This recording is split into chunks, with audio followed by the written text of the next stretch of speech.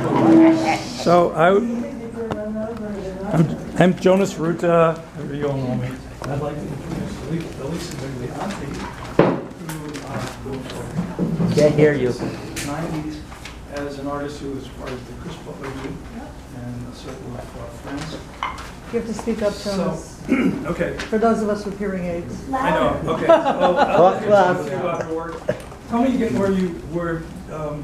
You're a teacher now, and where you went to school, maybe and stuff like that, and about different aspects of your work. Don't be shy about describing what's going on in these pieces, Elisa.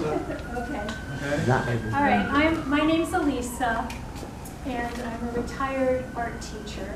I taught for over 30 years in Hamden Public Schools at the elementary level. So I taught ages maybe 4 through 12, and I think you could kind of see an influence there. But I've always been a fan of children's art and also artists that are influenced by children's art, because it just seems so, free but also genuine. So they kind of work that way.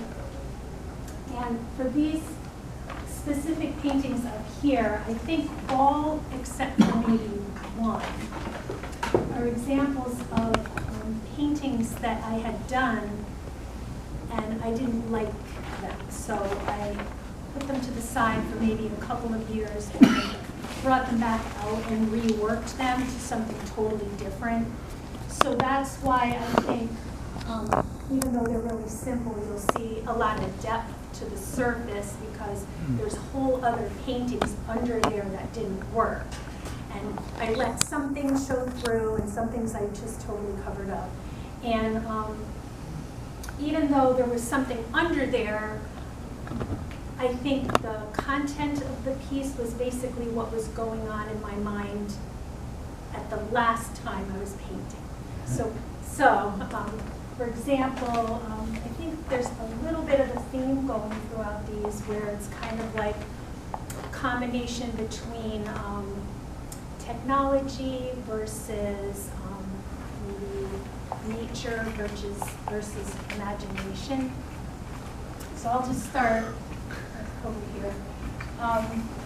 There's this character that came out when I was reworking, I think, this painting. I call him the handyman. So he's here, and then he's here again. And I think of the handyman as kind of like a concept of the easy fix, where you might have something that solves a problem right now, but in the future it's causing a lot more problems than the original thing that you wanted to fix.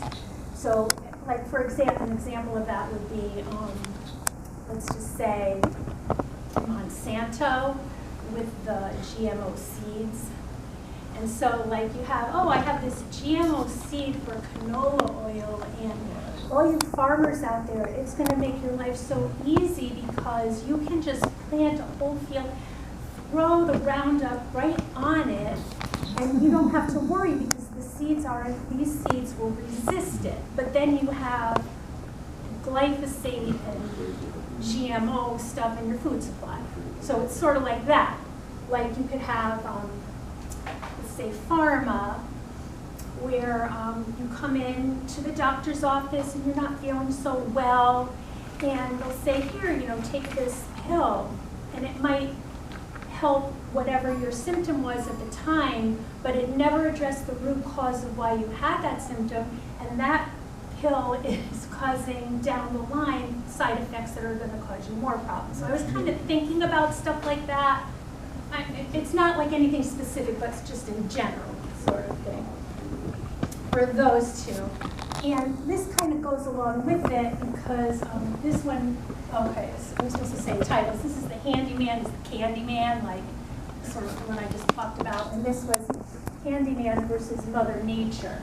Because I've always been interested in, like, especially with healing, more natural and spiritual ways of healing yourself than going straight for the quick fix or the pills and things like that. And so this one is the divine physician, which kind of turned out to be more like the natural and spiritual healing aspect of this. Then these ones that are framed with black, they're canvas boards. They're just these little canvas boards. And usually what I do is I put on some incense and some candles, and I just do whatever. Like, I really don't know what I'm gonna paint. And a lot of times they come out okay the first time, and I just leave them that way. But these were I told you the examples of, I didn't like them and I put them to the side.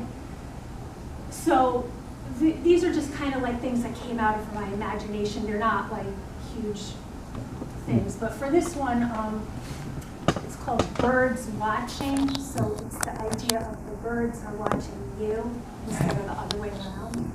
Just a little play on birds. And then these two, this is Shadow Circus Extravaganza and Shadow Circus Roller Coaster. I was just thinking of, because I was just thinking of, you know, your imagination, and the circus is such a spectacular thing. You know, if you go to the circus, you see all these amazing feats. But if the circus was in your imagination, it could be even more extravagant, because now you're not bounded by a physical reality. So it's supposed to be like a circus that's happening in your mind. It might end up being serious, I don't know, but so like you have the juggler. This thing, so this thing on the side, it's an example of there was something under there that really didn't work, and I had to turn it into something. So I was thinking kind of like a shadow mermaid.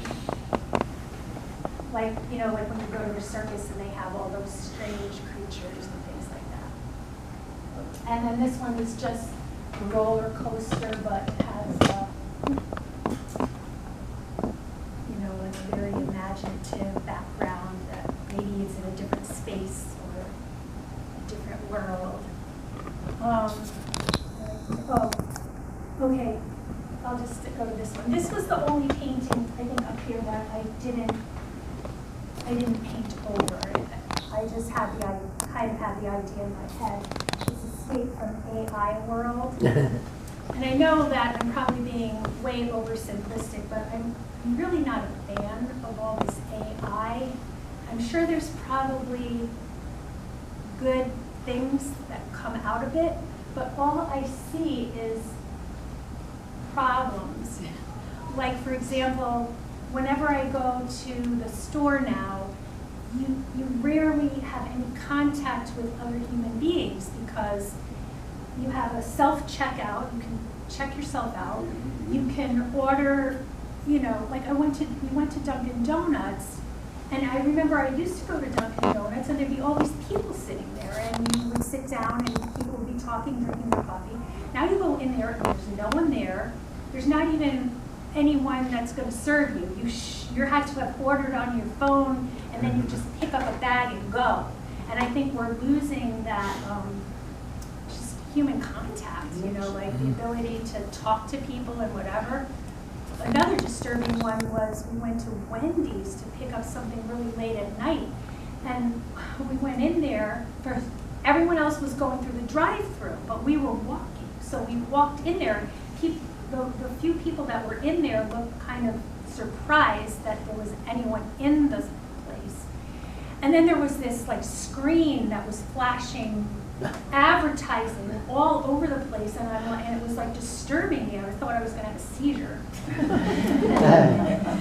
And then just even to place an order live, they didn't know how to do it. Wow. Because they wanted you to order. It was, I don't know, I was a little disturbed by it. So I guess this was getting out my frustrations. Like, I just want to escape all of this and get back to a place where it's human beings again. So that's that. And this one, I was having trouble titling it. I called it Thought Ministers. I don't know if that's really a good title, but what I was thinking with this is, when I was painting all of these things, I was kind of coming up with the ideas that you know that, like you know something when you're ready to know it, and not before. So I was thinking, like, okay, the only things you really know are the things that you see, and no one ever sees everything. So I had this idea in my head: what if there are these little creatures or something controlling what you can see and therefore what you can think? It was kind of an idea like that, but like more in a playful world way. And so what even gave me the idea was I had just, you could see it here, I smeared a bunch of paint there and then did that. And then there was all this other stuff going on that was horrible. So I put it to the side, and then when I came back to it, I wanted to keep that, and just stuff comes out. Like all artists work that way. It's like nothing new. So, anyways, that's pretty much it. Can I ask you a question Sure. about the one right behind you? Is that a Christian icon next to the roller coaster on the left? I was kind of thinking that too, like the spirit. I mean, not anything specific. It's not like a specific saint or anything, but I was thinking spirit, yeah, like a Christian. Yeah.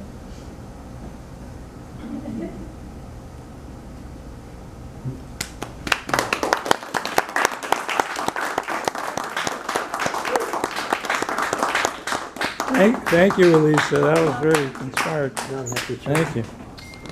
So.